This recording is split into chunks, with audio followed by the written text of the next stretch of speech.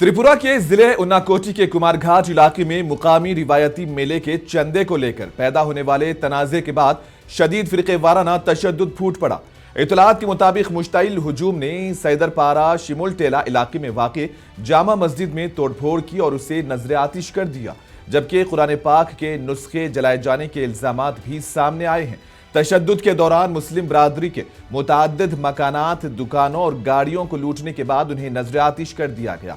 हालात उस वक्त बिगड़े जब 10 जनवरी को एक मुस्लिम शख्स ने मुबैना तौर पर मेला कमेटी की जानिब से मांगी गई पूजा की चंदा रकम अदा करने से इनकार कर दिया, जिसके बाद तनाज़े ने पुरतशद्दुद रुख इख्तियार कर लिया।